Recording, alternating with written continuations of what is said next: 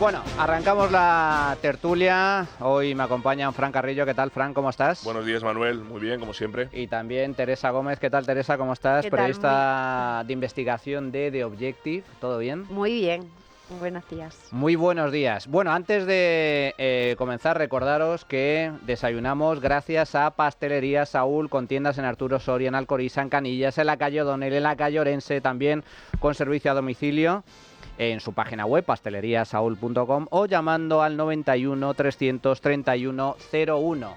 Y también recordaros, bueno, estreno libro, lo sabéis, ¿no? Pues si no lo sabéis, os lo repito.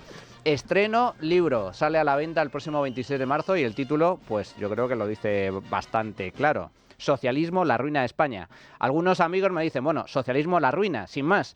Sí, pero es que en este caso me centro especialmente en la ruina que está provocando el sanchismo, estos últimos años, 6 años de sanchismo, donde el gobierno de Sánchez nos insiste en que este país va como un cohete, somos el adalid de la democracia y las libertades, y sin embargo, por desgracia, estamos en un proceso de declive, deterioro a nivel político, económico, institucional, que nos lleva de camino al abismo. Pero como digo siempre, de todo se sale, incluso del socialismo. A la venta, como digo, el próximo 26 de marzo, pero ya está disponible en Amazon para poder reservar.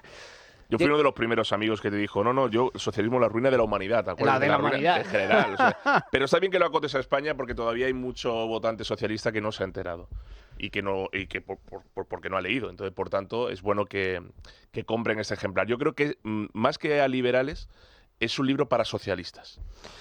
Porque si lo leen, se vacunan. En general, para todos aquellos que quieran entender cómo funcionan realmente las ideas del socialismo, que acaban generando siempre los mismos resultados: de pobreza, miseria, represión y, en los casos más extremos, muerte. Porque el socialismo, aplicado a la vida real, ha causado más de 100 millones de muertos a lo largo de su terrible y negra historia. Bueno, señores, abrimos mesa de tertulia, abrimos mesa de debate y tenemos que empezar por ese aniversario, 5 años ya, de la pandemia. Parece que fue un mundo, ¿verdad? Parece que ha pasado, muchísimo tiempo. Yo creo que no tenemos ahora mismo noción del tiempo, no sabemos si han pasado 5 años o 20, ¿no? A mí me pasa cuando hablo de cualquier acontecimiento, nunca sé si es antes o después de la pandemia, y es cierto que cuando se declaró el estado de alarma, ninguno sabía realmente a qué nos enfrentábamos, ni cuánto iba a durar la situación. Una situación que luego se prolongó durante casi 2 años y que fue un estado de alarma totalmente inconstitucional, y así lo dijo la Corte de Garantías. Por 2 ocasiones, porque hubo 2 estados de alarma, el primero y el segundo. El primero desde marzo hasta el mes de junio, el segundo decretado de octubre a mayo, 6 meses. Los 2 estados de alarma declarados inconstitucionales porque lo que tenía que haber aprobado el gobierno era un estado de excepción. Efectivamente, porque es cierto que hay muchos que ahora dicen, bueno, pero es que si no se hubiese declarado el estado de alarma, quizás nos habrían evitado X muertes. Bueno, independientemente de eso, hay una norma jurídica y hay que aplicar el instrumento jurídico adecuado para cada situación. Lo que quiso hacer Sánchez una vez más es no pasar por las Cortes ese estado de alarma y aplicarlo sin someterlo a votación, es decir, como un dictador, y como se ha comportado en innumerables ocasiones. Pero 5 años después, y después de haberse después de haberse declarado ilegal, no ha tenido ninguna consecuencia para el gobierno el hecho de haber llevado a cabo una medida que era totalmente inconstitucional. Bueno, la única medida práctica que tuvo la declaración de inconstitucionalidad de los estados de alarma fue que, acordaos, se aplicaban multas en caso de que incumplieras las medidas de restricción. Todas esas multas fueron anuladas por la justicia, son declaradas inconstitucionales. Por lo tanto, todos aquellos que le impusieron multa por pasear cuando no podía, por salir de casa, etcétera, fueron anuladas, y por lo tanto, pues todos aquellos que tuvieron que pagar la multa, en teoría en teoría no, podían recurrir para que les fuera devuelto el dinero. Pero sí es cierto que a nivel político no les pasó factura. Ya hay sentencia incluso en Estados Unidos sobre ciertas medidas totalitarias que tomaron los gobiernos, ¿no? nosotros en la historia fechamos los acontecimientos, eso es para los que dicen que no tiene influencia el cristianismo en Occidente, ni que existió la figura de Jesús, con el acrónimo, o sea, con el resumen de antes de Cristo o después de Cristo. Así fechamos los acontecimientos, hace después de la pandemia. Yo hago las cosas también como ACDC, antes del coronavirus y después del coronavirus, porque hay una vida antes del coronavirus. Fue un punto de inflexión, sin duda. No, entonces, Pero digo, yo no para recuerdo los muy bien lo que laicos, pasó durante el coro. O sea, no tengo esa noción de, no, esto pasó antes o después. Es como una etapa. Queremos Borrosa, olvidarlo. borrosa Sí. la No, a ver, memoria. No, es no sé si soy la única que le ha pasado, No, pero... nos ha pasado a muchos. Yo en aquel momento pues estaba en pleno ejercicio de la política y yo recuerdo, el Parlamento no se cierra ni en tiempos de guerra, ni en tiempos de guerra. Y el Parlamento se cerró antidemocráticamente. Se nos encerró en casa de forma inconstitucional. Se nos practicaron medidas propias de regímenes tiránicos, bajo la excusa de que no se podía contagiar. Al final, el aire que podíamos entrar en nuestra casa o en los pasillos o cuando íbamos a comprar, cuando nos dejaban, perfectamente era contagiable. Yo creo que todavía Sánchez no ha explotado la vía de que a las 8 de la tarde toda España salga a los balcones a aplaudirle, ¿verdad? Creo que esa Bueno, medida es que eso lo fue va a una llevar de el las próximo... cosas- Eso fue tremendo. Lo va a llevar el próximo Consejo de Ministros. El próximo Consejo de Ministros, cada día a las 8 de la tarde, los españoles tienen que salir a la calle a aplaudirme a mí, que soy el caudillo y el mesías de España. Porque es así como actúa. Entonces, yo no hay que llamarle como un presidente legítimo o legitimado, porque una cosa es la legitimidad social y otra cosa es la legitimación política, o al revés. Es un dictador, es un autócrata. Todos los movimientos que ha hecho ha sido para consolidar su figura política. Y entonces y de igual forma que yo no llamo novias a las señoritas de Ábalos, porque no les llamo novias, porque cuando están pagadas con dinero público... Parejas, relaciones especiales. Yo llamo las dicen parejas de un proxeneta o de un putero, porque es yo así le como hay que yo le digo hablarlo. prostitutas, que es lo Hombre, que es que son, ¿no? O sea, era Pues lo las que era. prostitutas de un putero o de un proxeneta, sí.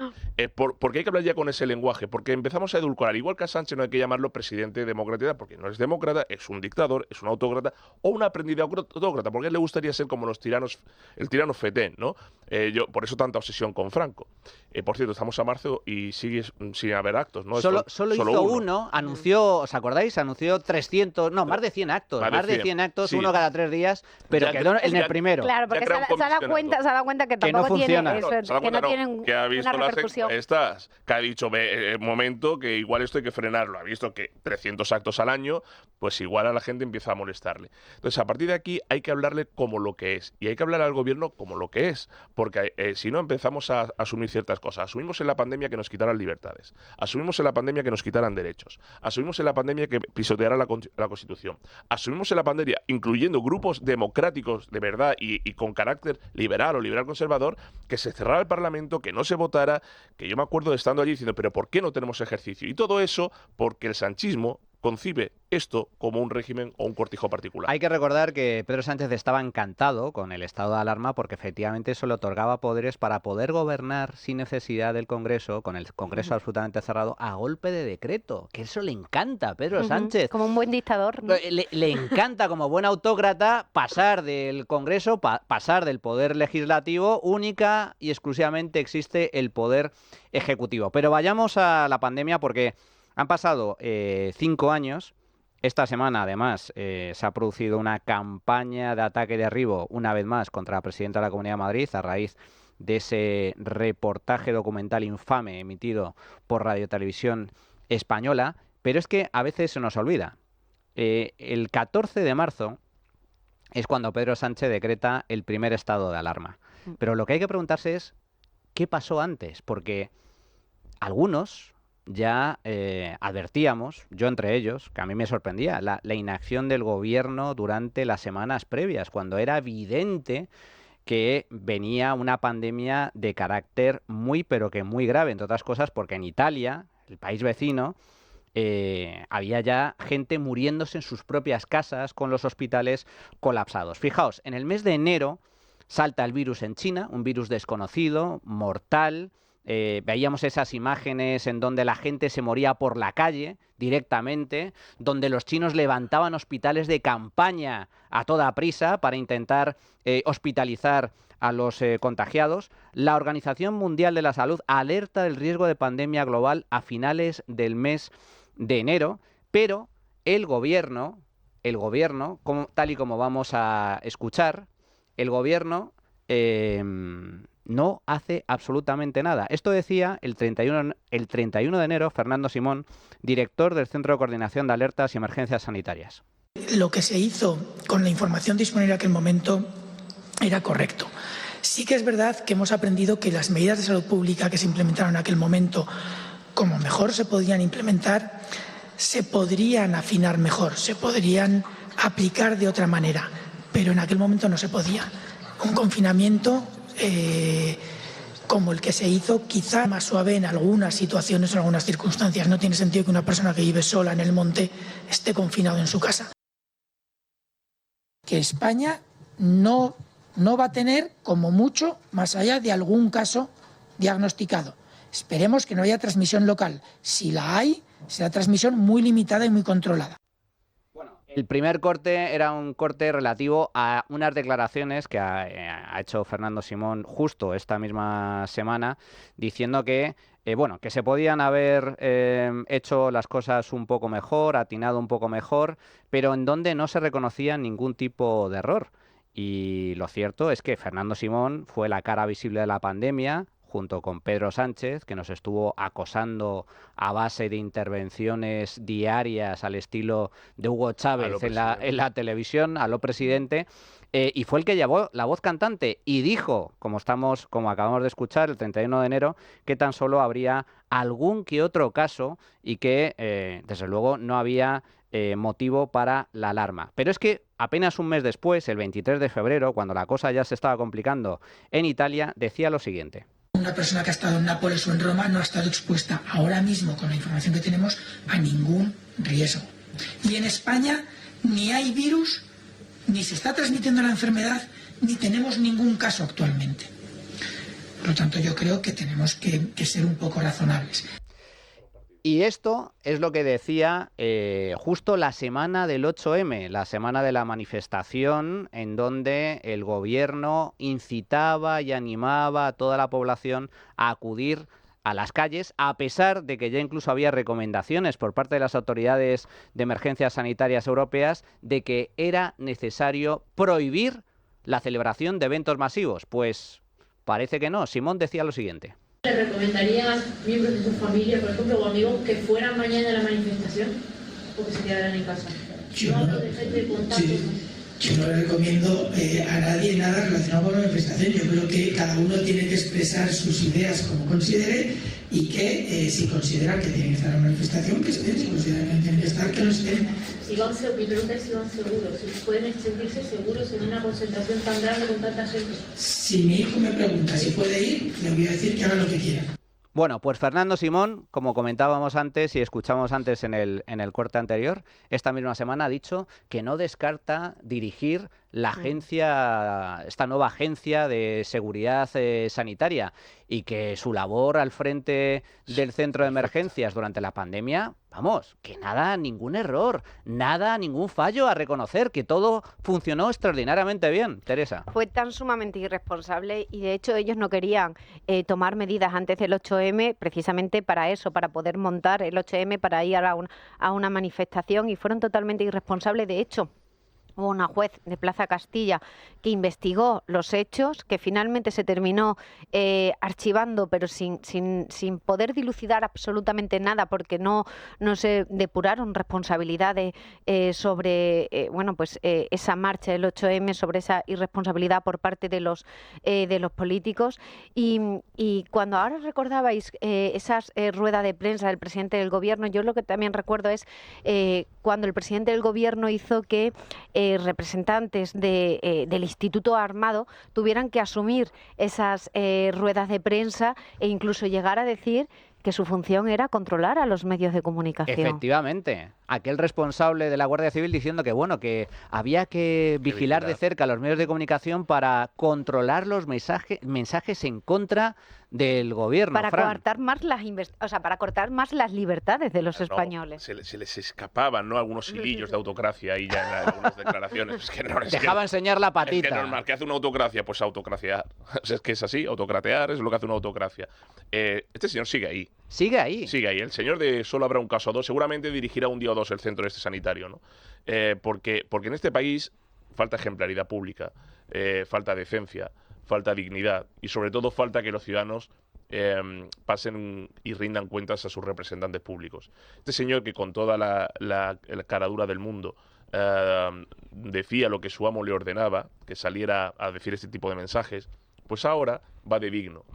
Es más, dijo una declaración antes de ayer diciendo que no se puede, que aquellas personas que odian no pueden dirigir nuestra sociedad. Y dije, vaya dardo a Sánchez, ¿no?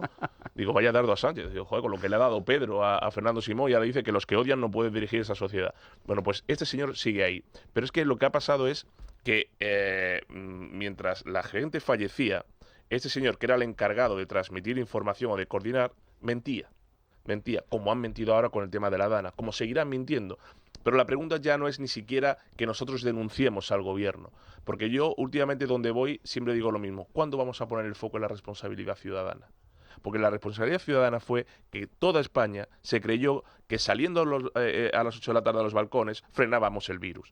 La gente se creyó que el gobierno lo estaba haciendo bien porque lo hacía por nuestro bien. La gente se creía que esas medidas de cerrar el Parlamento y de gobernar a golpe de decreto era por nuestro bienestar y nuestra salud. Y como la gente se creía todo eso, es que este señor es el bueno. Mientras no seamos conscientes de nuestra propia capacidad y responsabilidad, la autocracia continuará. Fijaos que estamos hablando de Fernando Simón, de cómo el gobierno, a pesar de que tenía información en enero y febrero, no hizo absolutamente nada hasta el 8 de marzo. Casualmente, una vez que se celebró la marcha del 8M, al día siguiente ya reunieron a todas las comunidades autónomas, hicieron el anuncio de que, bueno, vamos a ver si hay que estudiar medidas, y automáticamente empezaron a preparar la declaración del estado de alarma. Pero en enero, en febrero y hasta mediados de marzo, el mensaje oficial es: aquí no pasa nada, todos tranquilos, y no solo el gobierno, atención, también sus voceros mediáticos. Vamos a escuchar, por ejemplo, 24 de febrero, a la periodista de La Sexta, Mamen Mendizábal. Pues mira, hoy hemos tenido a un médico especialista en enfermedades infecciosas en el programa que nos ha dicho que en España no hay ningún riesgo en este momento, ni ningún caso confirmado, y que por tanto no es necesario tener esta alarma social ni alarma sanitaria porque no se dan las circunstancias. Que la gripe común sigue matando más que este coronavirus. Con lo cual yo creo que esos datos nos tienen que servir para organizarnos la cabeza. Pero claro, cuando uno escucha, es que ha habido 26.000 muertes en China, ¿no? O el número de infectados ya en Italia supera los 200. Bueno, pues yo entiendo que el miedo, que es libre y que viaja a más velocidad que los virus, entre en nuestro sistema, ¿no? Y nos ponga en alerta. Pero yo me agarro a lo que dicen los especialistas y lo que ha dicho el ministro de Sanidad hoy, que es que no hay razones para la alarma en España. Finales de febrero y no hay motivos de alarma cuando en Italia se estaban muriendo ya gente en sus casas, cuando había decenas de miles de fallecidos en China. Pero no fue el único. Lorenzo Milá, corresponsal entonces en Italia de Radio Televisión Española. Y este es un detalle muy importante, porque al final aquí los médicos no se cansan de repetirnos que estamos ante un tipo de gripe. Es un tipo de gripe nueva, es verdad. No tenemos memoria vírica, no tenemos de momento vacuna. Como digo, la mayor parte de estos infectados se están recuperando en su casa como si fuera una gripe común. Hay menos de la mitad están hospitalizados y apenas 25 personas en la UCI. Esta es un poco la fotografía médica real que aquí los médicos no se cansan de repetir. Pero que, chico, parece que se extiende más el alarmismo que los datos, ¿no? Atención. ¿Qué sinvergüenzas? 10 de marzo. Sinvergüenzas. Esto, o sea, lo estamos haciendo por fechas. 10 de marzo, no en febrero ya. Estamos en el 10 de marzo, después del 8M.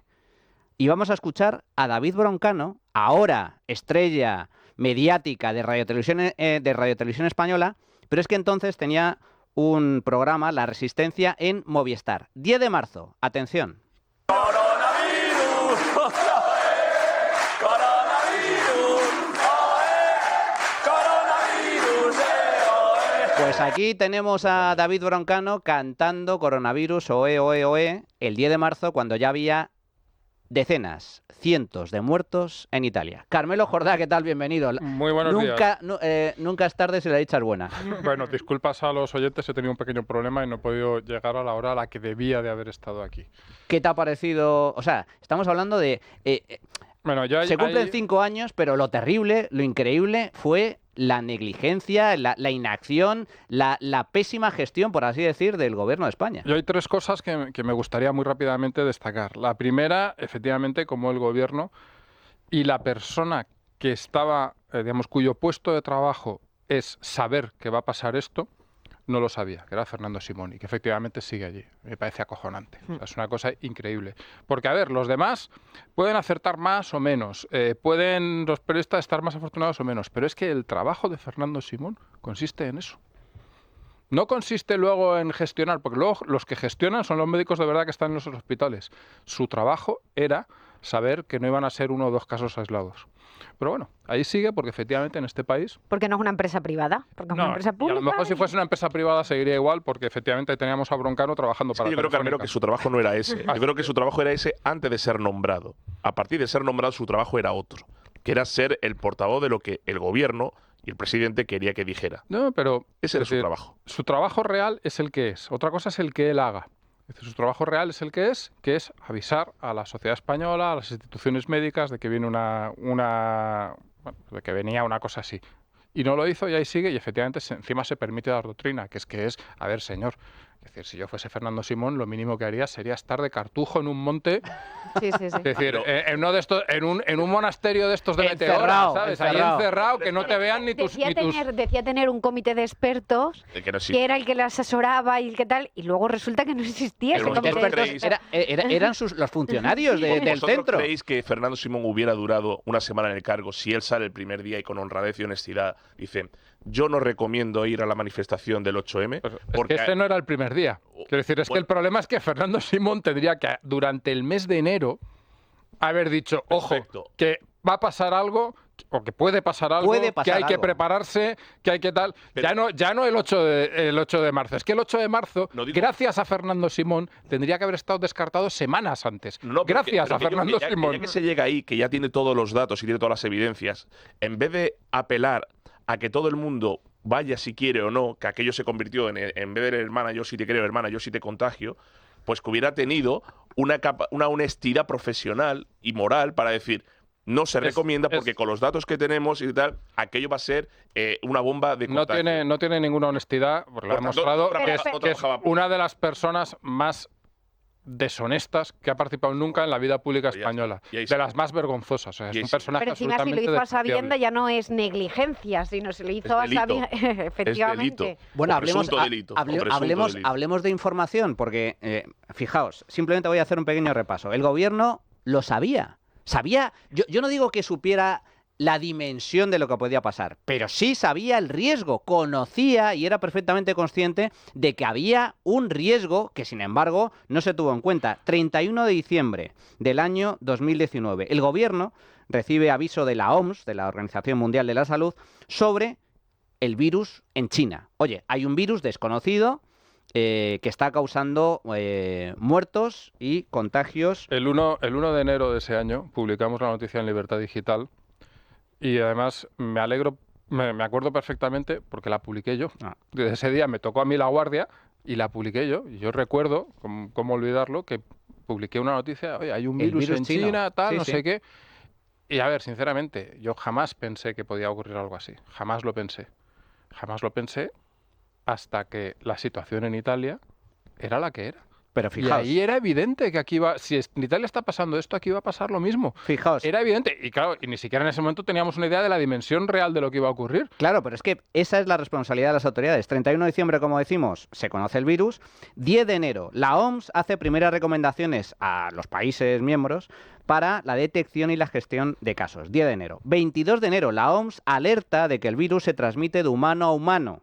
Por lo tanto, ya esto, digamos que adquiere una gravedad más importante. 26 de enero, el Centro Europeo para el Control y Prevención de Enfermedades, el de Europa, advierte de riesgo alto de transmisión descontrolada en el continente si los países no aplican medidas de prevención y control. El 30 de enero, la OMS declara la emergencia sanitaria de importancia internacional. El 31 de enero, el Centro Europeo para el Control de Enfermedades advierte de riesgo alto de brotes en los países europeos. El 10 de febrero existe un informe del Centro de Alertas Sanitarias que dirigía y dirige aún Fernando Simón, donde se alerta de los peligros del coronavirus. En ese informe se detalla que no es como una gripe, que era un virus muy contagioso y que tenía una alta tasa de letalidad. 10 de febrero.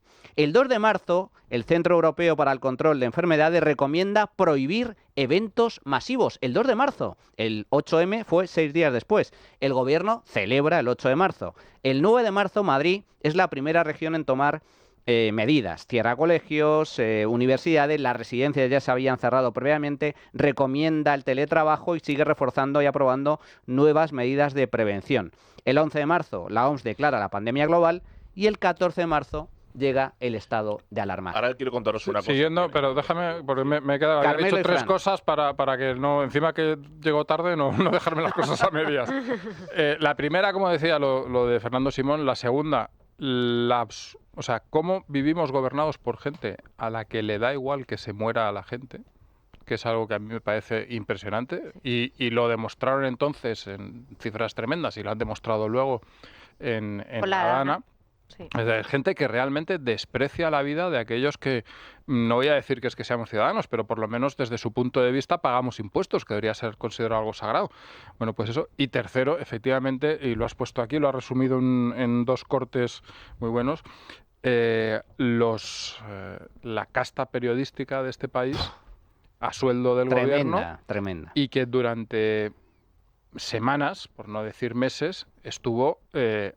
bueno, es que estuvo al dictado directo de lo que le decía el gobierno sin plantear ninguna duda, y por supuesto sin preocuparse y sin tener ni puñetera idea. Algunos de ellos que van de científicos por la vida. Es decir, una cosa tremenda. Y creo que también ahí hay una responsabilidad que por supuesto no se va a dilucidar nunca jamás. Pero bueno, porque, a ver, insisto, nadie pensó que iba a pasar lo que podía pasar. Pero a partir de cierto momento era evidente, que iba a pasar algo. Sí, sí. Es decir, yo me equivoqué, yo desprecié el virus chino como el primero, no tengo ningún problema en reconocerlo, pero insisto, a partir del momento en que la epidemia estalla en Italia, es evidente, obvio, clarísimo que va a estallar también en España. No, jamás en la vida pensé, ni en esos días pensé que iba a haber más de 100.000 muertos. Eso no me cabía en la cabeza. Pues... Pero, hombre, es obvio que iba a pasar algo. Es obvio que va a haber gente en los hospitales. Es obvio que vamos a tener un problema sanitario.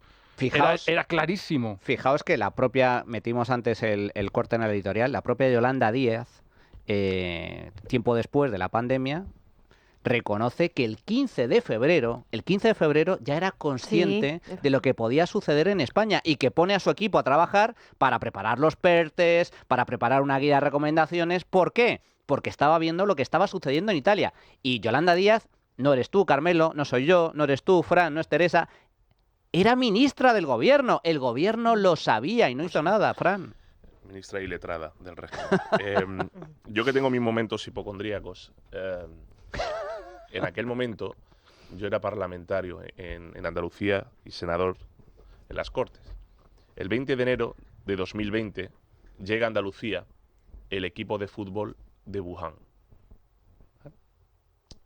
El virus ya había estallado antes, un mes y medio antes, ya había salido las informaciones y en ese momento había 6.000 fallecidos en la localidad de Wuhan.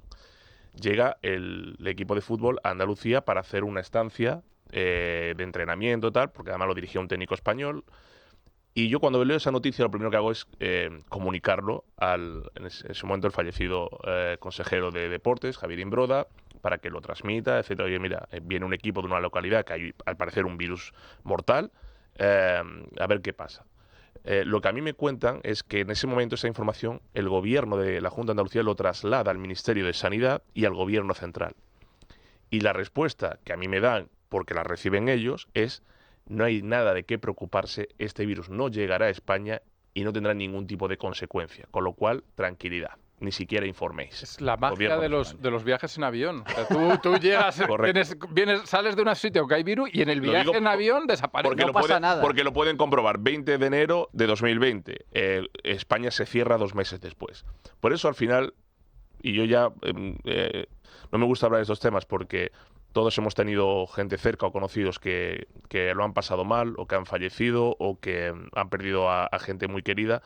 Pero hay que recordar la parte criminal del gobierno. Al final, no hay peor pandemia que el gobierno, no hay peor virus que el socialismo y no hay peor coronavirus que Pedro Sánchez. Pues con esto me quedo, porque has puesto un broche de oro, así que vamos a hacer una pequeña pausa publicitaria y regresamos con este y más temas. La trinchera de llamas. Bueno, pues ya estamos de nuevo en el tiempo de tertulia. Para abordar este tema contamos con uno de los mayores expertos, entre otras cosas porque tuvo responsabilidad directa en la gestión de la pandemia en el caso de la Comunidad de Madrid, con un resultado realmente exitoso y satisfactorio. Tanto es así que, a diferencia de lo que está intentando pregonar el gobierno de Pedro Sánchez, la Comunidad de Madrid, la gestión que llevó a cabo a nivel sanitario y a nivel económico ha sido puesto como ejemplo, no solo a nivel nacional, sino a nivel internacional. Antonio Zapatero, ex viceconsejero de Asistencia Sanitaria y Salud Pública de Madrid. ¿Qué tal? Buenos días, ¿cómo está? Buenos días, Manuel. Muy bien. Bueno, me gustaría empezar, estábamos comentando un poco al principio de la tertulia, las alertas internacionales que se lanzaron sobre la pandemia por parte de la OMS, por parte de las autoridades sanitarias de Europa, advirtiendo del riesgo. Nadie creo que era consciente de la dimensión que podía alcanzar la pandemia, pero desde luego sí había advertencias claras del riesgo que podía suponer el hecho de no tomar ningún tipo de medidas de prevención. Señor Zapatero, ¿cuándo empezaron a notar en los hospitales de Madrid que la situación empezaba a ser preocupante? Bueno, a nosotros lo que nos llamaba la atención en aquel invierno del 19 es que habíamos empezado a leer ya publicaciones de casos de neumonía allí en Wuhan, que tenían características preocupantes porque hablaba de una mortalidad muy alta, especialmente en personas mayores.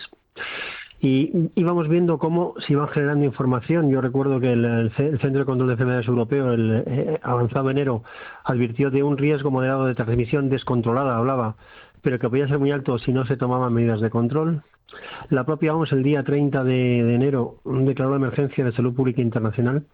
Y además, en el mes de febrero, allí ya en el hospital, cuando estábamos comentando lo que estaba pasando, nos empezó a preocupar mucho el hecho de lo que habíamos en Italia, donde veíamos una situación en la que había mucha necesidad de recurso de cama de UCI, es decir, porque estos pacientes, un porcentaje de ellos muy altos con neumonía, acababan en la UCI, y luego además veíamos pasar cantidad de féretros en morgues, y pues, que eso ya nos empezó a preocupar mucho, ¿no?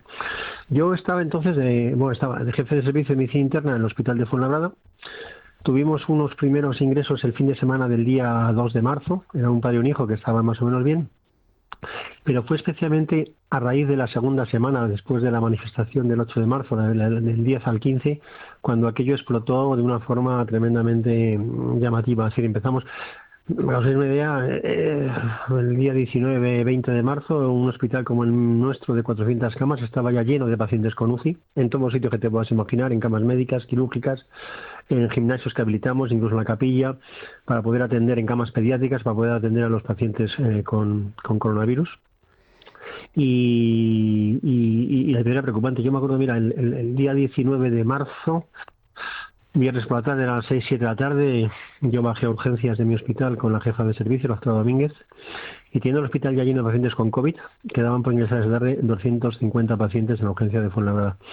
Era aterrador porque bajabas allí y había a pesar de estar lleno de gente, el silencio era terrorífico, ¿no? Era un ruido silencioso tremendo. Y así estaban los hospitales hacia esas fechas, el 19-20 de marzo, ¿no? ¿Y por qué cree que el gobierno no hizo absolutamente nada hasta el 14 de marzo, sabiendo que en Italia ya, digamos que la situación era absolutamente alarmante a finales del mes de febrero? ¿Por qué cree que tardó tanto en tomar alguna decisión? Porque es que hasta entonces el mensaje del gobierno era tranquilidad, no va a pasar absolutamente nada. Bueno, no solo eso, no solamente no hicieron, ya doy un dato que me parece importante, no solamente no hicieron, sino que cuando Madrid se adelantó, la Comunidad de Madrid se adelantó con el cierre de colegios, residencias, recomendaciones a pacientes crónicos, e incluso el ministro Illa y Simón intentaron echar para atrás estas medidas, ¿no? Mira, hay un estudio que me parece muy importante, salió pocas semanas después, de los doctores Orea y Álvarez de la Universidad de Oviedo, que establecieron un modelo matemático, y este me parece que es un dato muy importante, en el que señalaba que si el gobierno de la nación hubiera tomado esa decisión, hubiera tomado alguna decisión, pero sobre todo esa que tomó el día 14, solo una semana antes, probablemente el número de pacientes hubiera sido la mitad, se hubiera podido evitar el colapso de hospitales y, por supuesto, el número de fallecidos también hubiera disminuido de forma muy notable. Por tanto, yo sigo sin entender 5 años después qué les pudo llevar a esa actitud de no hacer y de no tener en cuenta lo que veíamos que estaba ocurriendo en Italia, que evidentemente estaba diciendo claramente que aquello era un problema tremendo, ¿no? Tras el estado de alarma, el Gobierno asume el mando único, que a veces se nos olvida. El Gobierno asume todas las competencias de la Administración Pública, a nivel sanitario, a nivel de residencias, a nivel educativo, a nivel de seguridad, policías autonómicas y locales, al servicio del Ministerio del Interior. Le quitó el Gobierno central las competencias a las comunidades autónomas. ¿Cómo recuerda esas primeras semanas del mando único por parte del Gobierno central? Bueno, esa fue la peor, desde el punto de vista, la peor oleada. En Madrid, la primera oleada, la que estaba bajo el mando del Gobierno central, fue la peor, la que tuvo más casos y más mortalidad. De hecho, la mortalidad de Madrid, si quitamos esa primera ola, está por debajo de las comunidades. Bueno, lo que yo creo que también pasó es que el Gobierno de la Nación, una vez que se dio cuenta que este era un tema muy difícil, que era un tema absolutamente difícil de gestionar y que además conllevaba sufrimiento, dolor, muerte, restricciones de movilidad, creo que en cuanto pudo, como ha hecho en otras circunstancias, lo que quiso es pasar el asunto a las comunidades autónomas, ¿no? Yo creo que eso, siendo una gestión muy difícil, creo que fue bueno para que pudiéramos tomar decisiones más basadas en lo técnico, en lo científico, que en criterios que no entendíamos bien lo que estaban decidiendo. Y me pareció demasiado evidente que lo que estaban intentando era, viendo el problema que había, era quitarse un poquito del medio. Eso sí, luego en vez de ser leales en la colaboración, en el caso yo, la que conozco por lo que trabajé entonces fue la Comunidad de Madrid, lejos de ser leales en muchas decisiones que tomamos en Madrid, basadas en el conocimiento que teníamos y luego se demostraron que eran claramente útiles, no encontramos nunca apoyo, sino todo lo contrario en el Gobierno de la Nación, ¿no? Señor Zapatero, ¿qué opina de la campaña que ha lanzado el Gobierno esta misma semana contra Madrid por la gestión de las residencias? ¿Se abandonó a los ancianos como denuncia por activa y por pasiva desde hace 5 años el PSOE, Sumar, Podemos? No, Madrid no abandonó a nadie. Madrid hizo todo lo que pudo y dentro de la situación ahí ya estaba planteada. Yo creo que Madrid hizo las cosas bastante bien. Mirad, hay datos que son importantes. Esta enfermedad ya, las primeras publicaciones que venían de China decían, como he dicho al principio, que tenía una gran repercusión con mortalidad en pacientes mayores. En Madrid, 1 de cada 4 pacientes atendidos durante la pandemia tenía más de 80 años, 1 de cada 4, y 1 de cada 2 tenía más de 70. Madrid se puso en marcha, una vez que estuvimos en la consejería, se hicieron más de 11.000 traslados de residencias de ancianos a centros hospitalarios. Madrid medicalizó, cosa que no hizo en una comunidad, 232 residencias, creó 38 grupos de apoyo a residencias con médicos de atención primaria y médicos geriatras.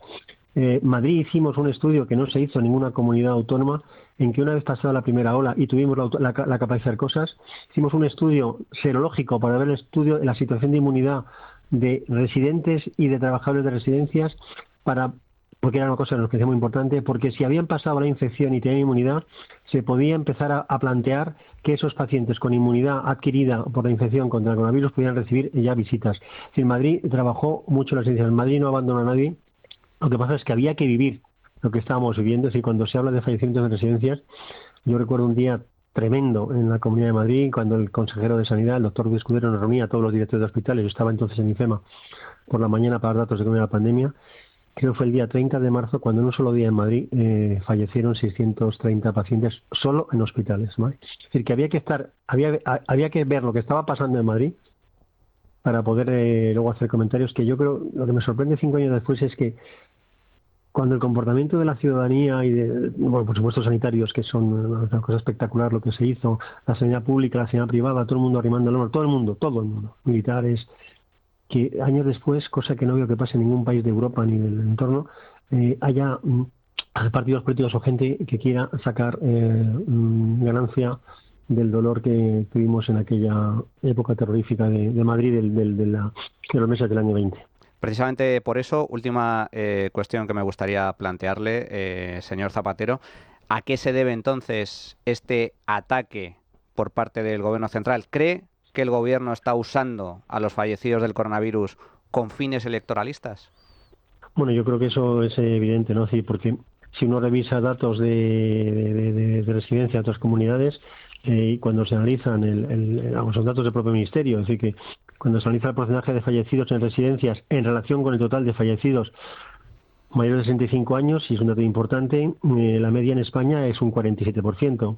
Pero es que fíjese usted, en Aragón era un 90%, La Rioja 87%, Navarra 73%, son todas comunidades gobernadas por el Partido Socialista, Cantabria 71%.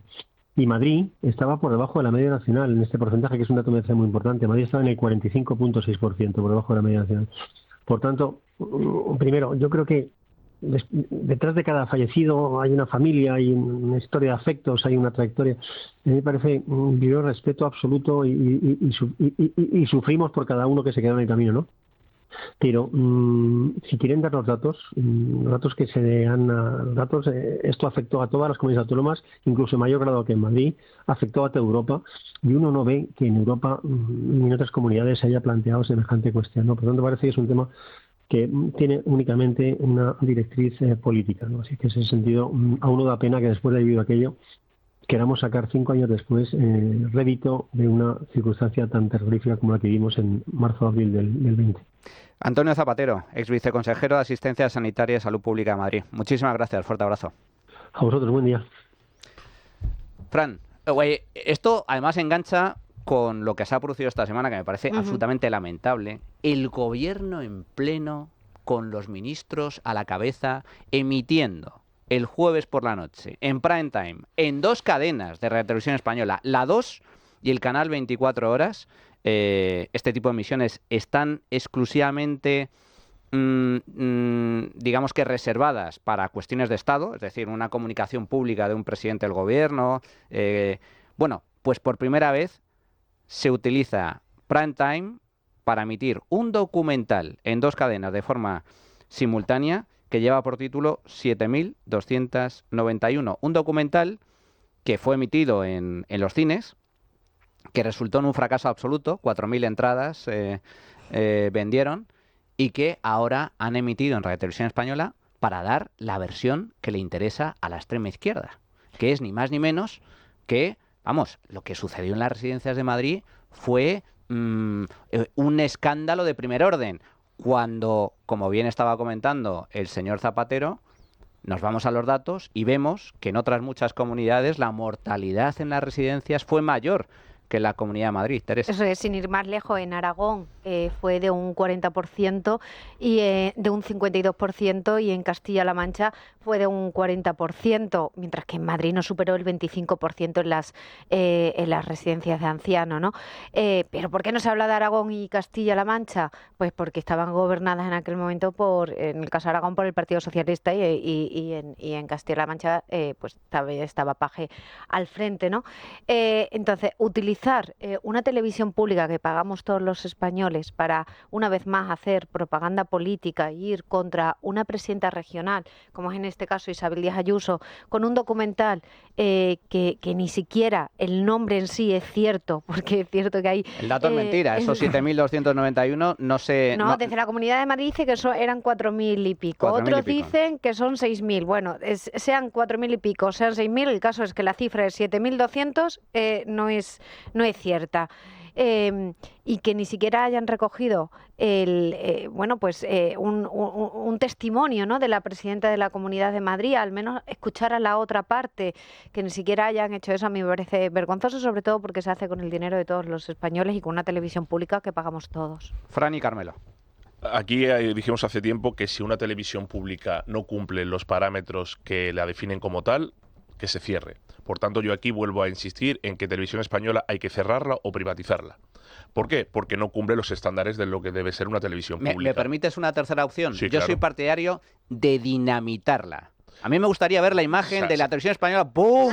Saquemos ¡Bum! a la gente. Sí, como los edificios. Oye, que lo tenemos aquí al lado, con dinamita, con dinamita. Bueno, que la bomba expansiva igual llega aquí, ¿eh? Con todas las medidas de seguridad oportunas, pero dinamitarla y ver cómo cae y no queda piedra sobre piedra. No, evidentemente, si se cierra, o si se privatiza, los nuevos dueños pues igual consideran esa opción, ¿no?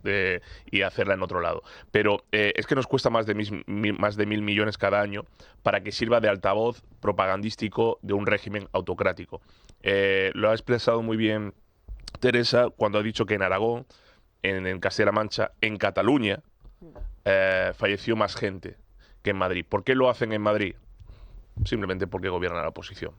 ¿Por qué el gobierno causante de miles de fallecidos, por no decir cientos de miles de fallecidos, por su negligencia, presunto delito, por su incapacidad para avisar a la población, por su incapacidad para tomar medidas, por haber cerrado inconstitucionalmente el Parlamento, por haber cerrado inconstitucionalmente a los españoles, por haber obligado, aunque ahora digan que no, a vacunarse a gente que de forma libre incluso quería no vacunarse, es decir, por todas las aberraciones que hizo este gobierno? No se le ha hecho ningún documental, no se le ha hecho ninguna manifestación, no se le ha hecho ningún scratch, no se le ha hecho nada. Y sin embargo ponen el foco en Madrid porque esa es la propaganda que domina. Claro, es una propaganda que pagamos nosotros, porque hay que recordar que cuando empieza la pandemia, la primera medida del gobierno son 400 millones de euros a los medios de comunicación para que todos publiquen salimos más fuertes. O ya no nos olvidamos del salimos más fuertes. Pues eso significa que todos, o casi todos, se vendieron a la propaganda del gobierno. Por tanto, este documental que no ha visto casi nadie, como eso en los cines que no vio casi nadie, lo que hay que hacer también es pedir responsabilidades a quien está malversando dinero público en Radio Televisión Española, que es su presidente, ¿vale? Porque ya no es el fichaje de Broncano, 28 millones de euros, que es lo que cuesta, por cierto, la ley ELA, es lo que está costando este documental y lo que está costando esta propaganda. También esa malversación hay que pedirle responsabilidades al señor José Pablo López. Te doy paso, Carmelo, pero simplemente después de la emisión de ese documental, atención a las declaraciones de la portavoz y líder del PSOE en el Ayuntamiento de Madrid, Reyes Maroto. Y sí, fueron 7.291 las víctimas o las, digamos, personas mayores asesinadas en esta residencia. Carmelo. Justo me ha traído el pensamiento porque de lo que quería hablar era de Reyes Maroto. Es decir, a ver, Televisión Española es lo que es basura. Entonces no vamos a... Es decir, ya lo has expresado muy bien, no creo que haga falta insistir en eso, porque es basura muy cara, y bueno, pero no nos sorprende. Y es simplemente una serie de señores que se llaman periodistas, pero que que son políticos, que están en medio de operaciones políticas, porque esto es una operación política. Pero aparte de eso, yo creo que cualquier gestión política, también la de la Comunidad de Madrid en la pandemia, que yo creo que fue mucho mejor que la de otras comunidades, pero creo que es susceptible de crítica. Tú puedes criticar algo si te parece que no se hizo bien. Por supuesto, solo faltaría. Tal cual. Lo que no es de recibo, no es razonable, no es propio de personas civilizadas o decentes, si podemos utilizar la palabra, es este tipo de declaraciones. Que este tipo de declaraciones lo ha hecho, digamos, en un momento concreto y de una forma muy torpe, porque no es muy espabila tampoco la señora Maroto, y probablemente le va a caer el reproche penal que esto merece, pero que la izquierda lleva haciendo años. Es decir, tú puedes decir, oye, se gestionaron mal las residencias, se gestionaron mal los hospitales, el Zendal hacía falta o no hacía falta. Eso es susceptible de crítica. Yo creo que la gestión fue la que pudo ser, los hospitales se gestionaron bien, el Zendal fue un acierto, pero son cosas que podemos discutir, pero no puedes decir que se asesinó a 7.000 o a 4.000 o a 5.000 personas, porque eso es una barbaridad. Eso es propio de gente indecente, completamente, intrínsecamente indecente. Cuando además, como hemos estado viendo, es que encima, si alguien tiene responsabilidad, no por asesinar gente, porque aquí no se asesinó a nadie, pero si hay responsabilidades que digamos, causaron que hubiese más muertos, esas están en el gobierno, las hemos hablado antes. Bueno, en el gobierno y en algunos periodistas, lo hemos comentado también, es decir, activistas. Periodistas, esta señora. Gente que le dijo a todo el mundo que no había por qué preocuparse, que sin tener ni puñetera idea impartieron doctrina y encima te acusaban de anticientíficos si se te ocurría decir algo un poco más allá. La señora Maroto, yo no sé si esto la va a llevar a la cárcel, pero desde luego espero que la lleve una condena y que la lleve a quedar como lo que es. Por cierto, además, cobarde, porque en cuanto salió la noticia de que iba a haber una querella, publicó un comunicado diciendo, eso porque me han dicho, oye, que tiene no quería decir exactamente eso. Hombre, en fin, a ver, Reyes, Lo has dicho muy claramente, es que eres tonta. Le pregunta al Fran. conductor si da tiempo a leerle el Sí, comunicado. dale, Es muy breve. Dice dale. el comunicado de Reyes Maroto, que yo ya aviso a los oyentes que perdonen porque... Problemas de sintaxis. Claro, ella consultó antes a un abogado con profesor de sintaxis, ¿no? Dijo el abogado, mejor publica No este está comunicado. muy porque- bien redactado. Dice, mi intención con las declaraciones que realicé ayer en alusión al documental 7291 sobre las personas que fallecieron en la residencia de la Comunidad de Madrid, de las cuales me retracto, no fueron las palabras más adecuadas. No fue mi intención, evidentemente, acusar a nadie de asesinato, sino destacar que estas personas fallecieron en las residencias madrileñas sin recibir tratamiento médico adecuado. Las responsabilidades, en todo caso, corresponderán a la justicia. Aquí parece que está bien escrito, pero es una auténtica aberración sintáctica. Pero bueno, no le pidamos tampoco peras al olmo. La cuestión es, todo esto se hace por un mero afán propagandístico de activistas. Esto lo lleva haciendo el socialismo, ya que hablamos del libro de Manuel, durante un siglo. La pregunta es, ¿qué está haciendo la oposición para combatir esto? Porque lo ha dicho muy bien, se puede cuestionar si era acertado o no era acertado todo esto, pero yo en el documental ese, que no he visto ni veré, dudo mucho que aparezca el fragmento en el que Pablo Iglesias dice, el mando de las residencias es mío. Creo que en el documental no aparece. Yo tampoco lo he visto, pero seguro que no. Ah, porque entonces todo el argumento del gobierno se cae. Si el mando de las residencias es del vicepresidente, por tanto la responsabilidad de los 7.291 es del vicepresidente. Mira, vamos a acabar con ese corte porque lo tenemos preparado cuando Iglesias, el corte 15, Iglesias, en una comparecencia pública, asume, efectivamente, tras el mando único, el decreto de estado de alarma, asume el mando de las residencias. En las últimas horas, tanto el Ministerio de Defensa como el Ministerio de Sanidad han solicitado a la Vicepresidencia de Derechos Sociales que nos pongamos al frente de estos operativos de asistencia social con el apoyo de las Fuerzas Armadas. Asumimos esta tarea con el máximo compromiso. He dicho antes que cuando he contactado con Pablo Iglesias le he deseado suerte y le he reconocido la labor que ha hecho, además en un contexto muy difícil, muy complejo, por ejemplo, con las residencias de mayores en plena pandemia, el trabajo que ha hecho al frente de un importante ministerio como es el de Derechos Sociales. Este último corte era de Pedro Sánchez en el año 2021 despidiendo a Pablo Iglesias cuando Pablo Iglesias decide dejar el gobierno y ser líder presentarse como candidato de Podemos a las elecciones de la Comunidad de Madrid en el año 21. Entonces, Pedro Sánchez le felicita por su labor al frente de las residencias durante esa primera ola, que a veces se nos olvida que el estado de alarma le otorgó poder absoluto a Pedro Sánchez. Asumió todas las competencias, incluidas las de las residencias. Bueno, señores, vamos a hacer una pequeña pausa, vamos a tomar un poquito de aire y regresamos porque se ha liado la mundial en Salt, una localidad catalana, a cuenta de un desahucio de un imán que no pagaba la hipoteca. Y vamos a ver cómo ha reaccionado el ayuntamiento de la localidad, gobernada, por cierto, por Esquerra. Bueno, pues ya estamos de nuevo en tiempo de tertulia. Señores, cambiamos de tercio. La que se ha liado esta semana en esa localidad de Salt, una pequeña localidad catalana, donde ha habido disturbios al más alto nivel a raíz de un desahucio, del desahucio de la familia de un imán, que ha provocado ni más ni menos que 2 noches de disturbios en esta localidad gerundense. El desahucio de la familia de un imán en Salt, una localidad de unos 30.000 habitantes que linda con Gerona, como digo, ha desencadenado violentas protestas en esta pequeña ciudad. El imán, según declaró el alcalde de Salt, Jordi Viñas, de Esquerra Republicana, llevaba 3 o 4 años sin pagar la hipoteca. No pagaba la hipoteca, por lo tanto fue desahuciado. La cuestión es que tampoco podía acceder a ninguna vivienda de protección social porque, según reconoce el propio ayuntamiento, no cumplía los requisitos para acogerse a las ayudas municipales. ¿Por qué?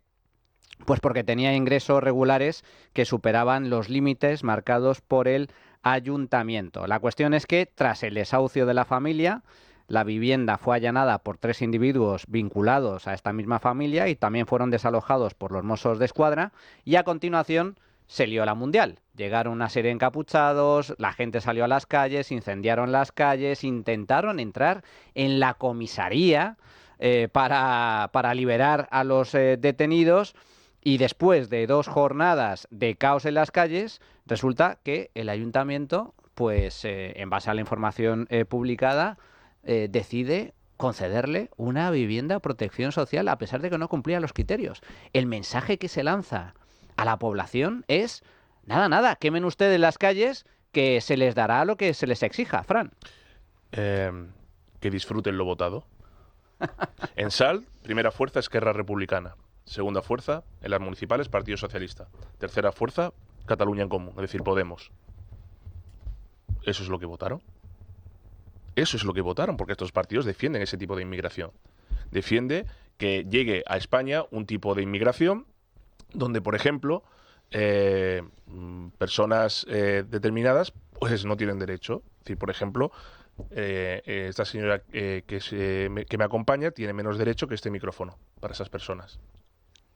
Esa es la gente que está mandando en Salt. Pero, sin embargo, yo sinceramente creo que no... Un segundo. Lo digo porque cuando tú aceptas un tipo de inmigración que viene de forma ilegal, que no tiene ninguna intención de integrarse, porque si la masa no tiene intención de integrarse, no se integra, que promueve otras leyes que encima son antidemocráticas y que van en contra de los valores constitucionales y de Occidente, que encima sojuzga las libertades individuales, que va contra ciertos colectivos, ya no solo mujeres, también homosexuales.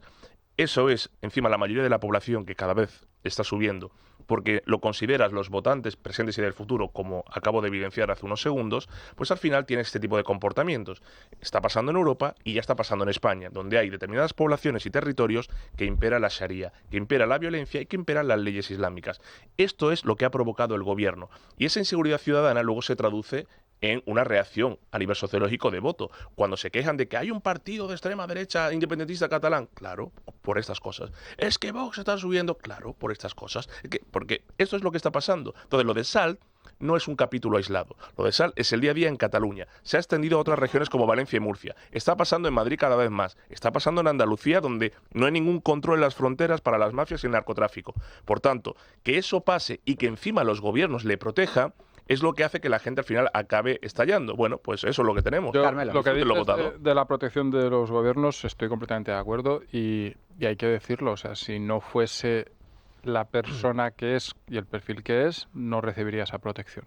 Claro. Eso está claro. Pero, siendo lo que has dicho básicamente cierto, yo creo que aquí estamos ante otro tipo de problema que se mezcla mucho con eso, que es un problema de orden público, y es el hecho de que en algunas partes de España y singularmente en Cataluña se ha renunciado a mantener el orden público.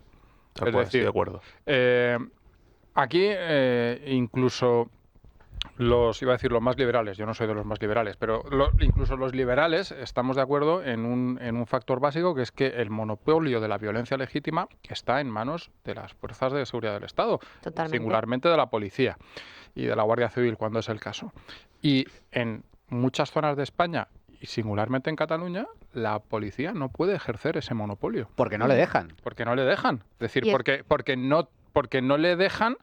Porque, bueno, pues es malo, porque no se puede reprimir una manifestación ilegal, porque no se puede... Entonces, tenemos un problema de orden público que enlaza y enraiza y se complica más con eso, con determinados fenómenos migratorios en algunas zonas, este tipo de cosas. Pero es un problema de orden público, es un problema de que la policía, cuando pasa algo así, lo que tiene que hacer es...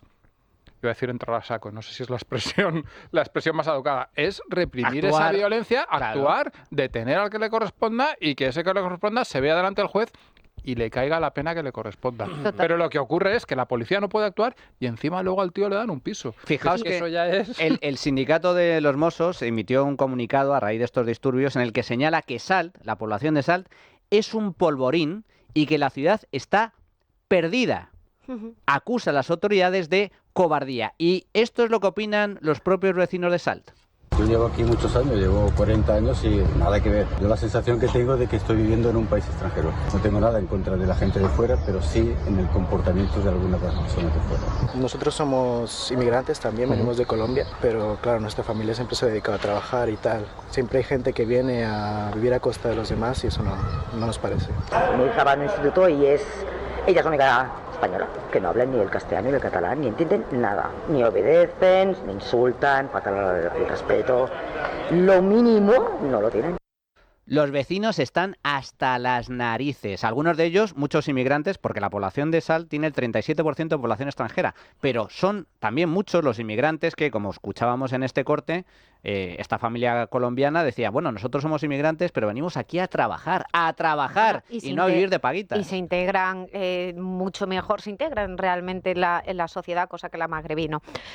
Yo creo que Cataluña tiene un problema de inmigración que además se va a ver acentuado si finalmente el gobierno decide delegar las competencias de inmigración a esta comunidad autónoma. Yo he hablado con varios magistrados del Tribunal Constitucional sobre la inconstitucionalidad de esta cesión, porque es una cesión. El gobierno quiere decir que es que lo delega, ¿no?, para revestirlo de una presunta legalidad que no tiene. Y a mí lo que me sorprende mucho es que muchos magistrados, incluso del bando de los llamados progresistas, que son de todos menos progreso, sí que me dicen que ven que es aparentemente inconstitucional, porque es cierto que me dicen, bueno, Teresa, es que nunca se ha debatido sobre esto en la Corte de Garantías, no hay jurisprudencia al respecto, pero sí que es verdad que entienden que podría vulnerar el artículo 150.2 de la Constitución, que dice que determinadas materias que se consideran, bueno, dice que solamente se puede transferir determinadas materias que sean susceptibles de delegación. Es verdad que es muy ambiguo, pero luego el artículo 149.2 habla de que las materias de inmigración, como es en este caso, no se pueden delegar, no se pueden ceder a las comunidades autónomas, porque sí que es cierto que tienen un origen estatal, ¿no? Y también es verdad que esto seguramente no se debata en la Corte de Garantía hasta pasado más de un año. Y tenemos que tener en cuenta que en marzo del año que viene Cándido Conde Pumpido ya no va a ser presidente del Tribunal Constitucional. No me des esa alegría, Teresa, por Dios. Cumple su mandato ya cumple 9 años en el Tribunal Constitucional y por lo tanto él ya no podría renovar y se quedaría vacante esa plaza que corresponde al Senado. Lo cierto es que no sabemos luego cuánto tiempo va a estar al frente sin que se renueve la plaza. Pero es cierto que a mí varios compañeros de Cándido Conde Pumpido me dicen que ante un posible cambio de gobierno prevén que Cándido incluso se pueda llegar a cambiar de bando, ojo, y que se pueda llegar a declarar inconstitucional una medida como esta. Otros vendrán, qué bueno te harán. Estamos llegando, perdona, solo un minuto, Manu, a un plazo que dices, esto la Constitución no pone que es inconstitucional, porque hay cosas que ni siquiera podían pensarse que se harían. Es decir, hay cosas que están, ya no es que sean constitucionales o inconstitucionales, sino que están más allá de la Constitución, que nadie en su sano juicio, a la hora de elaborar una Constitución, pensó que hacía falta poner que no había explícitamente que no se podía amnistiar determinados delitos como, por ejemplo, de políticos. La Constitución no recoge la esclavitud es inconstitucional, porque entiende que vulnera derechos fundamentales y por lo tanto no hace falta ponerlo. Y que amputar pies es constitucional o no, porque se sobreentiende que no. El problema de esto... Pues ahí está Cándido para sacar partido de todas esas audiencias. Oye, pero que igual, cuando se tenga que debatir esto, ojo, que igual Cándido con un poco de suerte no está en la Corte. Conociendo a Sánchez, Cándido al final será más Cándido que el que venga. La cuestión de esto, y volviendo a lo de Salt, que es un problema, lo habéis dicho perfectamente, es sumatorio, pero el orden público no tendría que garantizarse si no hubiera este tipo de políticas. Es decir, el orden público siempre tiene que garantizarse. En eso no caigamos. Cuando digo que tiene que garantizarse es que seguramente no tendrían que intervenir ni policía, ni guardia civil, ni Mossos con las competencias de allí de una forma tan deliberada, si no fomentas este tipo de política y delincuencia. Sí, ¿no? Es decir, es innegable que determinados tipos de inmigración, determinada forma de tratarlo, de juntarlo, aumenta la violencia, pero siempre ha habido casos y sectores, y te diría, hay sectores de la población, es decir, eso siempre ha ocurrido, de una forma u otra. Te pones, Carmelo, el caso de Andalucía. El caso de Andalucía ya se están viendo narcolanchas por el Guadalquivir. No ya las costas, por el Guadalquivir. Sin ningún tipo de problema. Sin ningún tipo de problema. A luz del día. El otro día hubo un incidente porque chocaron 2 narcolanchas, ¿vale? En Guadalquivir. Está el tráfico. Llegan directamente. Hay atascos. Hay atascos. Van a poner semáforos en el Guadalquivir para que las narcolanchas circulen. Y esto se debe a que hubo un señor llamado Marlaska que desactivó el principal cuerpo, el mayor cuerpo experimentado contra la lucha contra el narcotráfico, que fue Oconsur, y lo desactivó por exigencia de Marruecos. ¿Eso que provocó? Que por toda la costa y, evidentemente, por todo lo que es el litoral, las mafias entren sin ningún tipo de problema. Y tú hablas con la Guardia Civil y la policía y te dicen, nos encantaría poder perseguirlos, pero no tenemos medios, no tenemos equipamiento, no tenemos personal, no tenemos recursos, porque hay un señor que es nuestro jefe que dice que no hay que combatirlas. Y luego, cuando pasa todo esto en las calles, decimos, hay que garantizar el orden público. ¿Quién lo va a garantizar? ¿Marlaska? Bueno, el ejemplo más claro lo tenemos en Barbate, lo hemos vivido hace nada Por en eso Barbate. fallecieron. Pero fijaos, comentábamos antes, los problemas de integración que existen en este tipo de poblaciones, las quejas de los vecinos, pero es que los mismos que están reclamando esas competencias exclusivas para exigir y garantizar la identidad catalana, exigiendo el catalán para otorgar el permiso de residencia, son los mismos, como Pere Aragonés, líder de RC, expresidente de la Generalitat Catalana, que decían no hace mucho, atención, literalmente, los musulmanes y las musulmanas no tenéis que integraros en Cataluña, sois Cataluña. Y ahora estos se arrogan la potestad para poder expulsarlos porque no hablan catalán o no se integran correctamente. Hay que defender la identidad catalana. Manuel, vaya contradicción, ¿no? En un mitin en Linares en 1936, Largo Caballero dijo, el socialismo es incompatible con la democracia. Y tenía razón. Y tenía razón. Y tenía razón, de las pocas veces que tuvo razón. Muchos imanes en España han dicho que el Islam y la democracia no son amigos.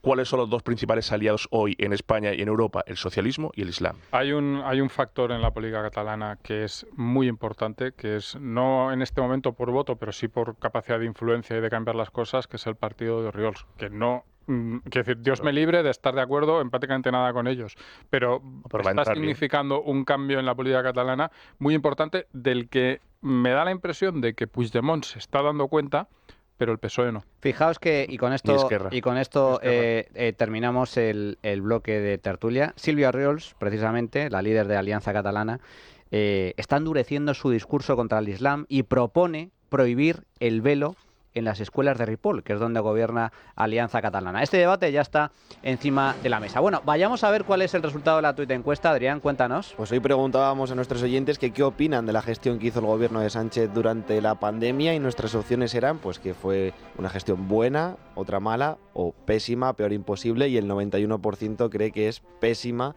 peor imposible la gestión que hizo el gobierno. Y también nos han dejado los oyentes pues sus opiniones a nuestro número de teléfono. Fue pésima, peor imposible, una actuación criminal, totalmente. Yo tengo una amiga en Barajas que nos comentaba que no se hacía ningún control, ninguna medida sanitaria, nada, todo era un descontrol. El gobierno no controlaba la entrada por el aeropuerto de Barajas. Y luego se consintió que se jugase el Valencia con el equipo italiano en la zona de Lombardía, me parece que jugaron, y cuando había ya miles y miles de afectados allí en Italia. Es que peor imposible, fueron unos genocidas, es lo que fueron este gobierno asqueroso, traidor, mentiroso. Buenos días. Presuntamente opino que muy mal, y encima se aprovecharon y tuvieron tan poca vergüenza y tan poca dignidad de llenarse los bolsillos. Buenos días. Buenos días. La gestión del gobierno central fue nefasta, horrible, horrorosa. No se puede ya... Todos los calificativos son pocos. Está bien también que un medio de comunicación recuerde que el señor Iglesias, vicepresidente del gobierno, tomó las riendas de las residencias, de los centros de personas mayores. Claro, prometió mucho, no hizo nada, no hicieron nada. El señor Illa, el señor Iglesias, el señor Simón dando mensajes falsos y riéndose porque tenía tos, que había comido una almendra. Venga, por favor, y que ahora quieran sacar tajada de eso. Horrible, qué políticos tan nefastos tenemos. Bueno, señores, hasta aquí la tertulia de hoy. Carmelo Jordá, no me despido de ti porque tú y yo ahora que irnos de viaje. Ahora nos vamos de viaje. Fran Carrillo, muchas gracias, como siempre. Un placer. y Teresa Gómez. Un auténtico placer. Hoy no El hemos mío. hablado de corrupción. No hemos hablado. Bueno, para la próxima. Pero hablaremos. No os preocupéis que va a haber días. Va a haber días. Va a haber, Hoy día no hay va a haber corrupción. días y años para hablar de corrupción. Y nosotros continuamos con repasando las principales noticias económicas de la semana y luego, como comentaba, nos vamos de viaje con Carmelo Jordán.